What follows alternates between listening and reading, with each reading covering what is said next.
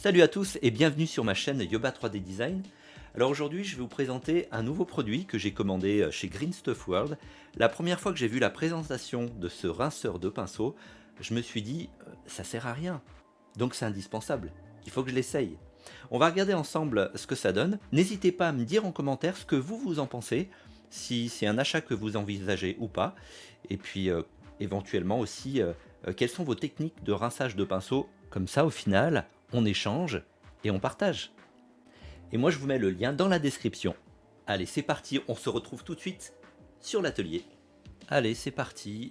Donc déjà on va commencer par le remplir d'eau. Alors il y a une petite astuce. Donc bon là j'ai préparé un petit récipient avec de l'eau froide. Alors toujours utiliser de l'eau froide hein, pour rincer ces pinceaux. Parce que sinon l'eau chaude va décoller les pinceaux de la virole.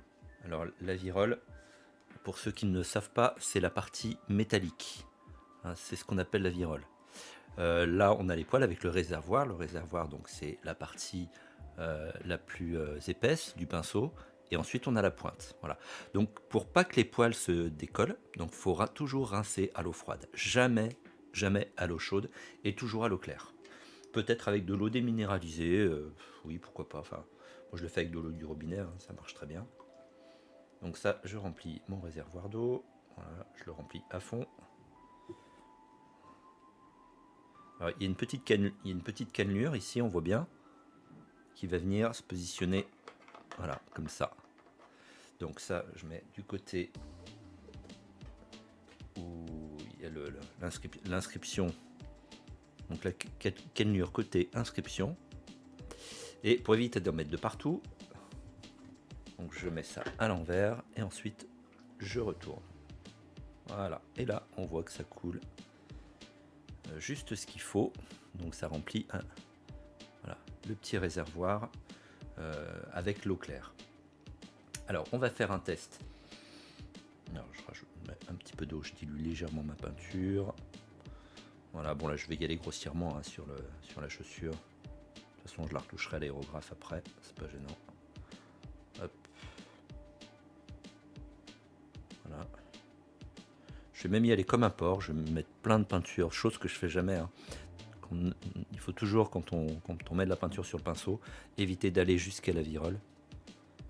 Sinon on l'encrasse et du coup après c'est un peu plus compliqué à nettoyer. Donc là j'y vais un petit peu en mode bourrin. Je mets beaucoup de peinture sur mon pinceau. Et on va pouvoir nettoyer le pinceau tout de suite.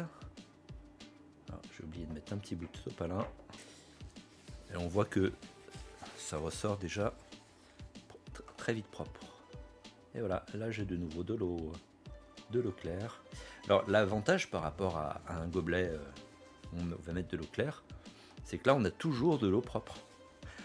Son inconvénient, c'est la capacité du réservoir que je trouve un peu petite. En fait, on le vide relativement rapidement, donc on est obligé de le remplir assez souvent. Voilà, donc là j'ai un pinceau parfaitement rincé.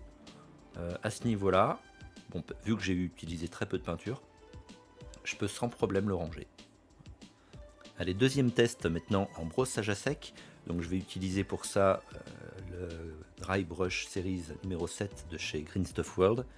Donc une grosse brosse. Et là, je vais y aller gaiement en mettant un max de peinture dessus. Voilà, donc là il est vraiment plein de peinture, on voit bien. Hein. Allez, je fais mon brossage à sec. Bon là, il n'est pas vraiment sec mon brossage. C'est pas grave, de toute façon, c'est juste pour faire un test. Je vais tout y retoucher à l'aérographe ça après.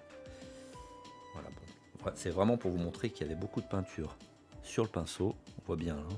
C'est pas vraiment un brossage à sec. Hein. Là, il y a une tonne de gris. Normalement, c'est beaucoup plus léger.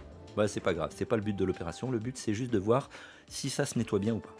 Donc là, on voit bien que la peinture, enfin l'eau, elle passe grise tout de suite. Et là, regardez bien, sur mon sopalin, aucune trace de peinture. On voit que c'est parfaitement propre. Allez, un dernier test avec une couleur qui est en général assez difficile à nettoyer au niveau du pinceau, c'est le rouge. Donc là, c'est le Cutthroat Red de chez Green Stuff World. Alors là, je vais y aller carrément comme un porc, je vais même tremper la virole. Voilà, alors ça il faut pas le faire. Là, on voit bien, regardez, j'y vais vraiment comme un sagouin. Donc là, j'ai de la peinture sur la virole. Alors ça, faut surtout pas laisser sécher hein, quand vous avez ce genre de problème. Tout de suite, vous nettoyez, vous rincez votre pinceau. Voilà, j'ai même pas dilué d'eau. J'ai même pas mis d'eau dans la peinture, je veux dire. Diluer de l'eau, et bien sûr. Ouais. C'est trop fort.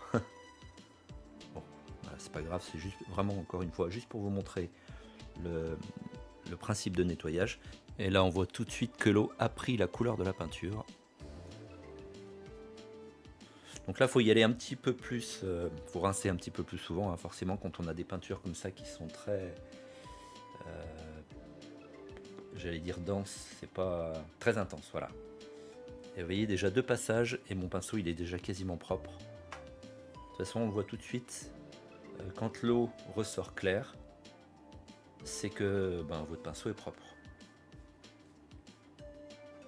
Alors il y a des, je sais pas si on voit bien, mais il y a des petites cannelures ici. Pareil de l'autre côté. Ça vous permet en fait de frotter votre pinceau et de le nettoyer un petit peu plus en profondeur, surtout quand vous avez de la peinture qui a séché. Alors là, on va y aller sur une partie propre du sopalin pour voir si on est bon ou pas. C'est pas mal. Voilà. Elle ressort légèrement rose, donc on est quasiment bon. Hein. Voilà. Donc c'est un petit peu plus difficile, hein, les couleurs vives comme ça nettoyer, mais on voit que ça fait bien le taf, c'est impeccable. Voilà. Donc c'est un produit validé. Alors je dirais même produit validé à 100%. C'est vrai que c'est pas un produit révolutionnaire, c'est pas non plus indispensable, mais en tout cas ça va nous faciliter la vie. Ça nous permet d'avoir finalement de l'eau propre pour rincer nos pinceaux en permanence, bien évidemment, tant qu'il y a de l'eau dans le réservoir. Alors je précise que cette vidéo n'est pas sponsorisée, Green Stuff World ne m'a rien demandé, ne me paye pas non plus, hein, j'achète mes produits, 100% du prix. Donc c'est un avis qui est totalement objectif, et je pense que pour 15 €, c'est un achat raisonnable. J'espère que cette vidéo vous aura plu, n'hésitez pas à vous abonner, activer la petite cloche pour ne pas rater les prochaines vidéos, et je vous dis à la prochaine.